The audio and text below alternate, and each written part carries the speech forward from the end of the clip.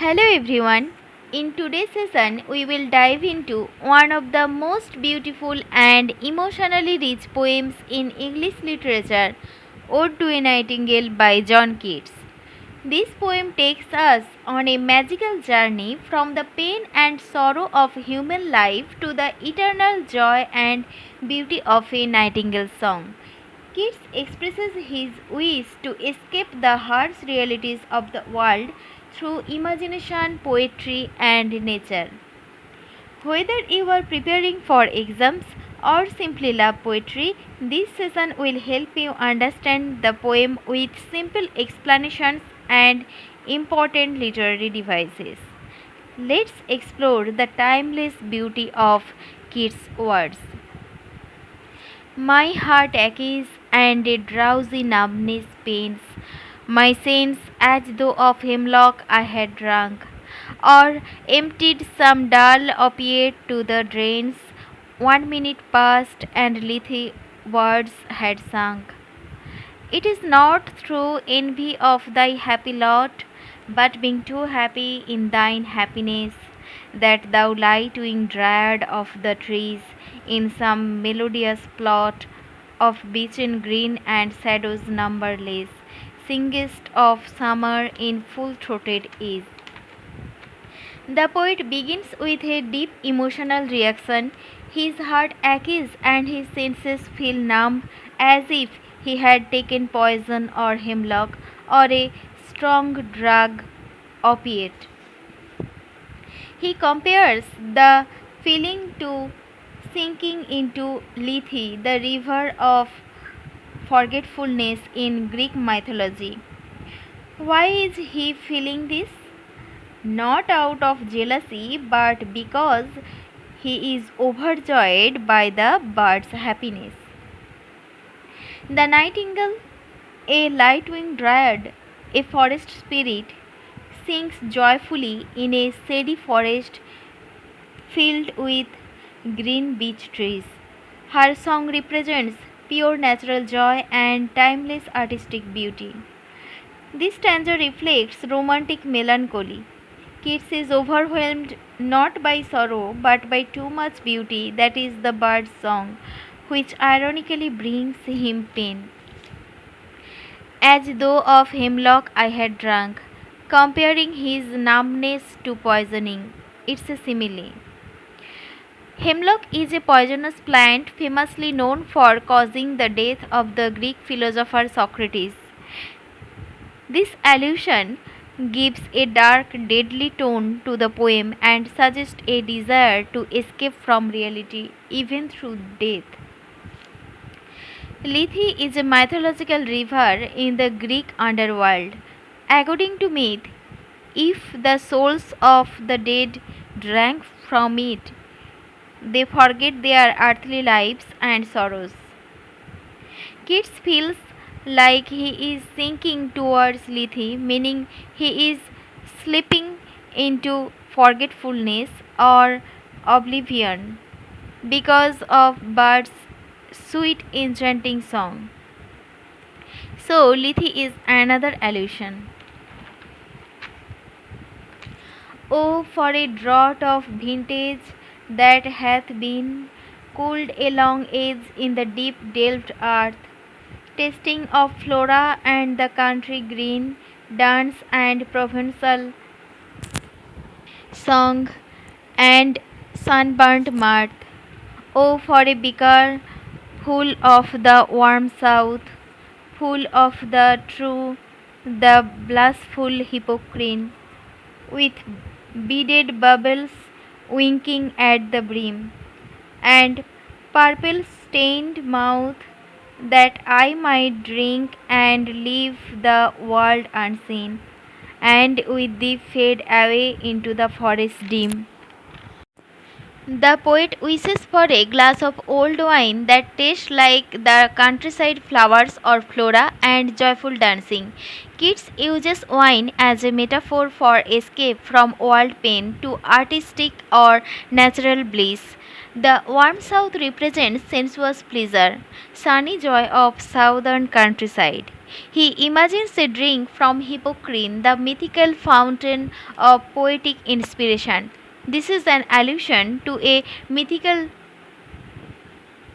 spring on Mount Helicon, sacred to the Muses in Greek mythology. It was believed that drinking from it gave poets inspiration and creative power. He wants to drink and escape from the world into the forest, fading into the Nightingale's realm. Fade far away, dissolve, and quite forget what thou among the leaves hast never known, the weariness, the fever, and the fret. Here where men sit and hear each other groan, where palsy shakes a few sad last grey hairs, where youth grows pale and spectre thin and dies, where but to think is to be full of sorrow and leaden-eyed despairs, where beauty cannot keep her lustrous eyes or new love pine at them beyond tomorrow. The poet wants to fade and forget all human sufferings, sickness, aging, sadness, despair, and death. He envies the nightingale because it is free from these realities. The bird never experiences these human sorrows. Even beauty and love are temporary in human life. This stanza reflects the harsh truths of mortality. It shows the romantic longing to escape time and pain. Fade far away, here repeated F sound is an instance of alliteration. Beauty cannot keep her lustrous eyes. This line uses personification to depict the abstract idea beauty as a living thing that cannot maintain its captivating gaze, showing the fleeting nature of beauty, the inevitability of sadness, and pervasive presence of sorrow. Away, away, for I will fly to thee, not charioted by Bacchus and his birds, but on the viewless wings of poesy. Though the dull brain perplexes and retards, already with thee tender is the night, and happily the queen moon is on her throne, clustered around by all her starry face. But here there is no light save what from heaven is with the breezes blown through verdurous glooms and winding mossy ways. The poet rejects escaping through wine or Bacchus, god of wine, choosing instead to fly with poetry or poesy to join the bird. He imagines being already with the bird in a magical night forest where the moon rules and stars look like fairies. The poet says that in the forest where he imagines being with the nightingale, there is no light of its own. The only faint light that reaches this place is the soft, filtered light from the sky, which is carried gently by the breeze. This light passes through the greenery or verdurous glooms and the twisting, moss covered paths of the forest. I cannot see what flowers are at my feet, nor what soft incense hangs upon the boughs, but in embalmed darkness guess each sweet wherewith the seasonable month endows the grass, the thicket, and the fruit tree wild, white hawthorn, and the pastoral eglantine, fast fading violets covered up in leaves, and mid-May's eldest child, the coming musk rose full of dewy, the murmurous haunt of flies on summer eves. The poet says he cannot see the flowers growing near his feet because it's dark in the forest where he imagines himself with the nightingale. He also cannot see the gentle fragrance or soft incense of flowers that bloom on the tree branches above him. Incense refers to the sweet smells of flower in the air. Though he cannot see them, he tries to imagine or guess the flowers and their sweet scents in the embalmed darkness. A rich, fragrant, still darkness, like something preserved with perfume. Embalmed gives a sense of sacredness and stillness. He guesses that These are the flowers that spring or early summer naturally brings. Seasonable months refers to the mid-May, the time of year full of blooming life in England. He imagines the surroundings full of grass, bushes, or thickets, and untamed fruit trees, all symbols of natural beauty and abundance. He imagines specific flowers: white hawthorn, a fragrant flower; pastoral eglantine, a wild rose linked with rural countryside scenes. He imagines violets now fading and hidden beneath leaves, symbolizing the transience of beauty. He imagines the musk rose as the symbol of rich fragrance that just beginning to bloom. It's called Midmay's eldest child, a poetic way of saying the first full blossom of the season. Its petals are full of dewy wine, meaning morning dew that enhances its sweet scent. The forest is so rich and alive that even flies gather around these scented flowers in the evening. Their soft buzzing or murmurous haunt adds to the atmosphere. The flowers symbolize life, beauty, and mortality. They bloom, fade, and die. Fast fading flowers. Here the poet uses alliteration by repeating the letter F. Darkness is described as being embalmed. It's a personification. The word embalmed is usually used for a dead body that is preserved with perfumes and oils. Here Keats uses it metaphorically to describe the darkness of the forest as something richly perfumed, gentle and still, as if the darkness itself were a body lovingly preserved. This gives the darkness a human like quality, as it can be touched, scented, or cared for. Mid-May's eldest child is another example of personification. The month of May is imagined as a mother, and the musk rose is described as her eldest child. Here, May is personified as a human being who gives birth to flowers. The musk rose is called the eldest child. Darkling, I listen, and for many a time I have been half in love with easeful death, called him soft names in many a muse rhyme, to take into the air my quiet breath. Now more than ever seems it rich to die, to seize upon the midnight with no pain. While thou art pouring forth thy soul abroad in such an ecstasy, still wouldst thou sing, and I have ears in vain, to thy high requiem become a sword. In the dark, the poet listens to the nightingale and thinks of death, something he is often found comfort in imagining. He calls death easeful, suggesting a peaceful escape.